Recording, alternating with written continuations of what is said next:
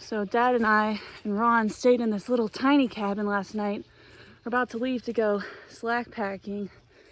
The main hostel is right down here, and Lucky says it's time to get a move on, so about to go 11 miles to Neil's Gap. That's a pretty little pasture. Yeah.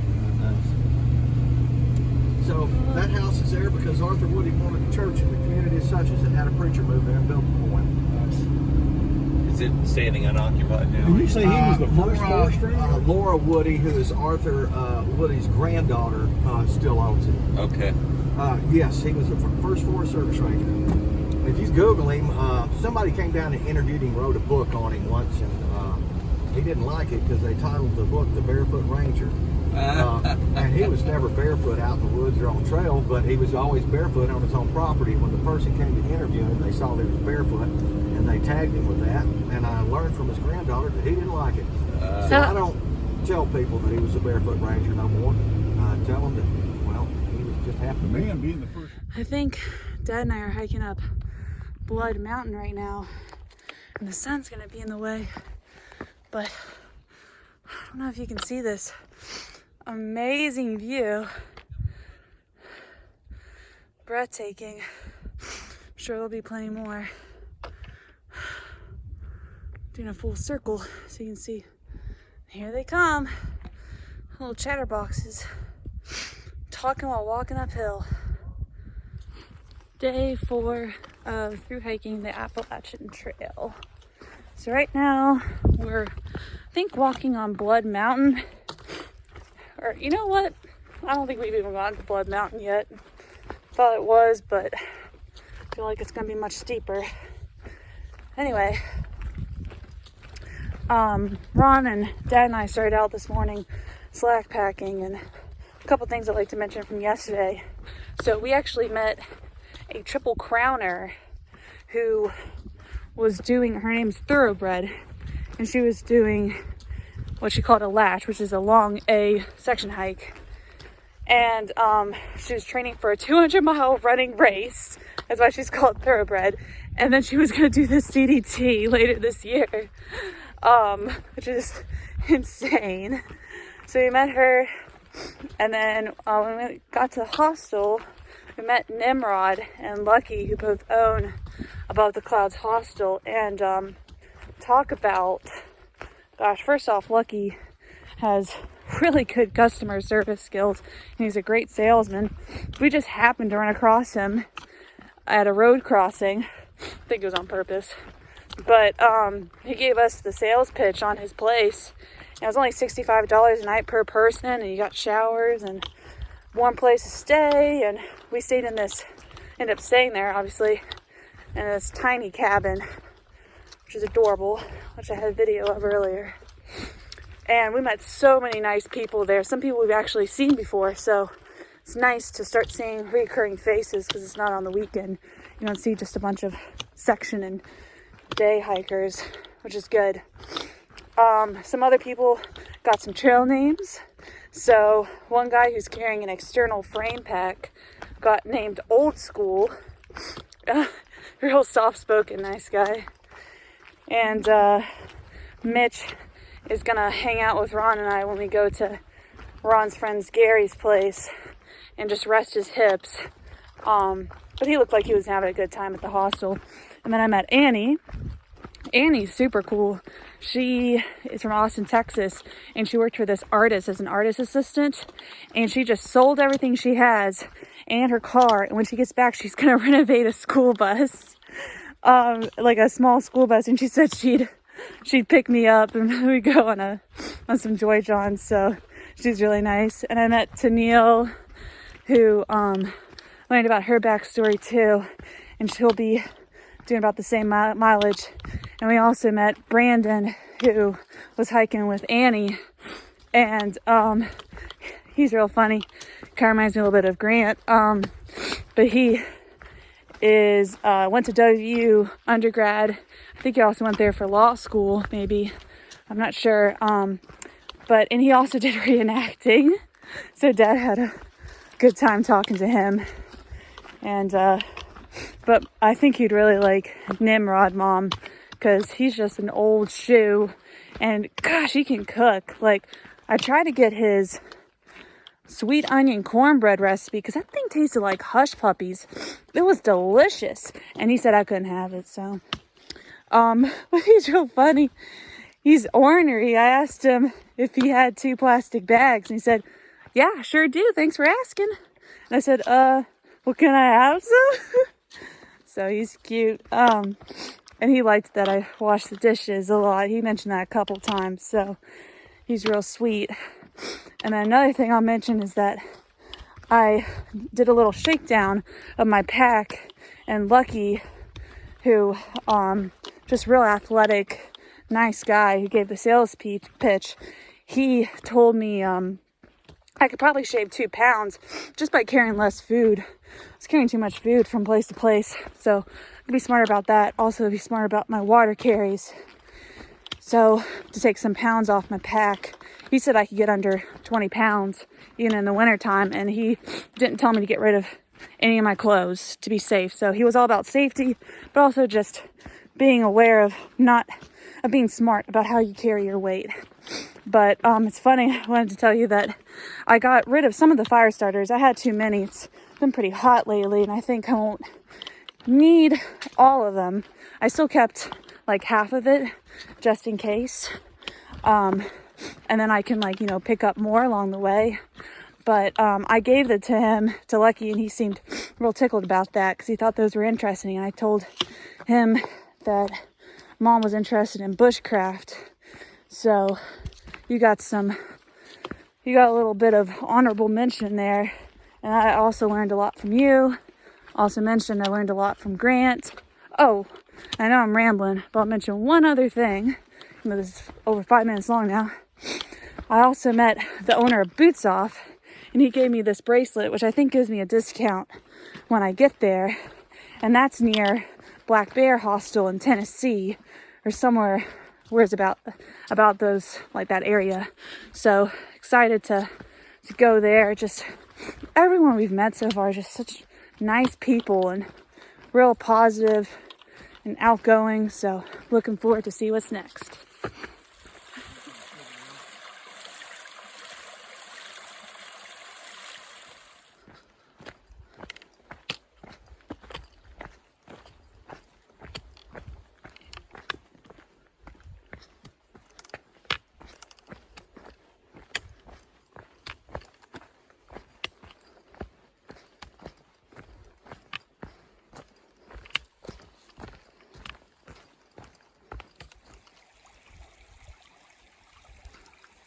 I love you, baby.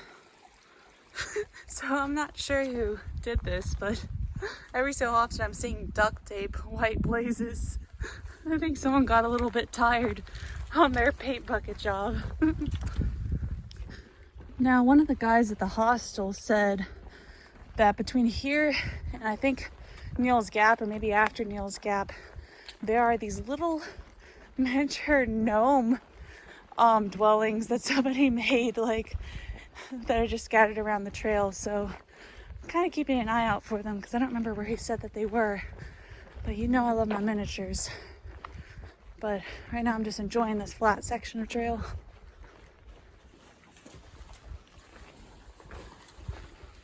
Excuse me. Oh, this is neat. This is a shelter at near Neal's Gap on top of Blood Mountain. That climb was nothing.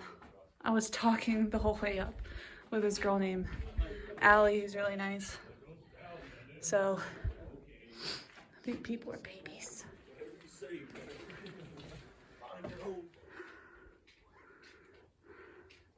Top of Blood Mountain.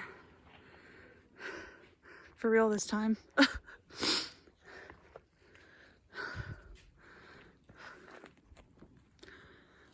Dad and I just arrived at Neal's Gap, and we're gonna pick up our packs down there because we were slack packing today. Wanna say hi? Hey! Hey! All right.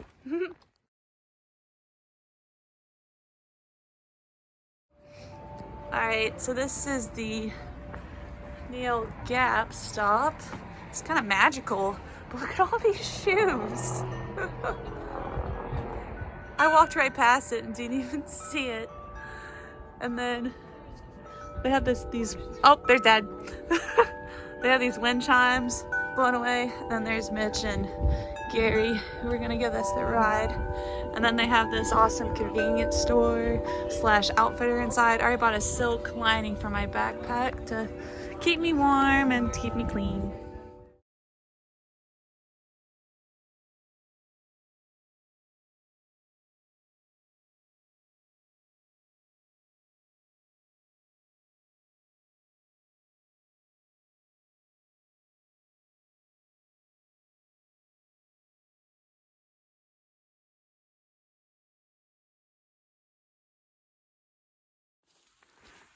All right, so Ron thinks that this is bear scratches on the, so he was looking for grubs, you think, the black bear? Yeah, I think so. Maybe bugs and worms, termites, maybe. Kind of scary how far up they can claw. Reach. So that's how tall Ron is. I'm 6'3". So the 6'3" black bear, hungry for grubs. Yeah. Looking for through hikers. Yeah. So Ron noticed that, oh man. All right, Mom, I thought you'd like this. So Ron says that he thinks this is coyote poop and that the coyote ate a rabbit and pooped out the fur. I don't know why, but I think you'd like that. So here you go. Wait, what date is this? Okay, so this is Tuesday. We started on, I'm trying to think of what day this is if they're hiking the AT. I'm already losing track of civilization. Just kidding. Dumb joke. All right, so if you started Saturday on the approach till Sunday, so Sunday, Monday, Tuesday, I don't know. Let's just say day 4. Day 4 of through hiking the Appalachian Trail. Ron is behind me. He's taking a little bit of a water break. So I'm gonna continue hiking on. We're doing about 14 miles today with our slack pack. So we did something interesting. We kind of skipped ahead to Hogpen Gap, and we're hiking to Unicoi Gap. And then tomorrow we'll hike from Neal Gap to Hogpen Gap to cover those 6 miles that are behind us, just because that worked better with our schedule.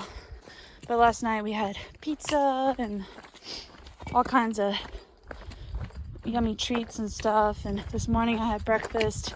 And my room, I can't get over the fact that I have a room with a jacuzzi in it, so I'm really roughing it out here, Grant, just so you know. But next week apparently there's a forecast of rain for 4 days straight, so, and we'll be carrying our packs then and moving forward. So definitely will be paying for these easier days, but I'm not complaining now. All right, so Ron and I just stopped at a shelter to just stretch out and take a little bit of a break.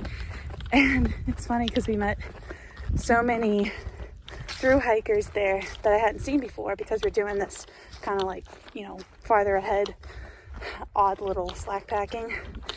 And we ran into that Triple Crowner again, thoroughbred. And she's moving because obviously she's a couple days ahead of us now. And also just met some other girls, and everyone just seemed really nice. Had to cut my video short a second ago and was talking a little bit softer because I realized there was a through hiker ahead of me and I didn't want to act like a weirdo and they think that I was talking to myself. So, but I was gonna say that some of the girls at the shelter were so cute and nice. But this one girl, I don't know where she's from, but her trail name's Pretzel, and she was just sitting there doing some yoga poses, total hippie, flower child. Obviously, I really like her.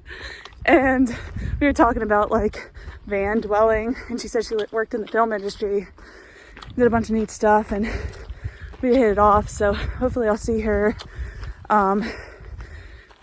ahead once I, you know, Ron and I kind of split, but keep tabs on each other. Hopefully I'll see her ahead and be able to hang out with her too. And then I met this girl, I think her name's Maddie. She doesn't have a trail name yet. She's from Connecticut. She said she worked in finance and She seemed real sweet too. I wish I could have talked to them more, but Ron went ahead and hiked ahead because, whoops, he finished talking to Thoroughbred. I think he was ready to get a move on, but I stayed a little bit longer to chat with Pretzel. And now I only have like 2.4 miles to Unicoi Gap, so I need to close that gap and catch up to Ron so he doesn't have to wait on me too much when they pick us up from there. But overall, we're gonna be doing 14 miles today, like I said, and you know, I feel a little bit sore. Have a little baby blister on my left foot, and have a little bit of a rash, like where my bra meets, because I used to get those. So, but nothing that, just some rest and using some of that goo, green goo, and just body glide can help prevent. But overall, I feel really good and strong, and just still trying to take it a little slow and take it day by day. Still trying to catch up to Ron, but that's what I have to climb and scramble down that mountain. I'm glad I'm slack packing. Today, I'll go slow. Actually, I'll stop. But today my knee popped out maybe 4 times. None of them are bad, except the last one was a little more than I wanted. So tonight, that's all right. But tonight, I'm gonna ice it. I think it popped out because this has been our longest day yet, 14 miles, even though it's slack packing. So what I'll do is I'll probably ice it tonight. Tomorrow we're only doing 7 miles. Probably go at a slower pace and just make sure that I get more sleep tonight and pay more attention to the terrain and where I'm stepping. But anyway, that's the plan. And then I think Unicoi Gap should be down there, and that's where I'm headed. Yeah. I mean, I'm like within a 2 or 3 hour drive of the southern 600 miles, so it's easy.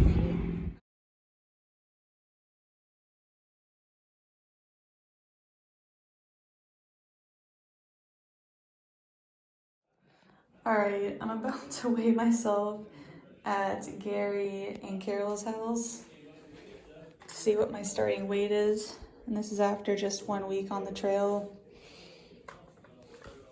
Okay. Oh. Dang it.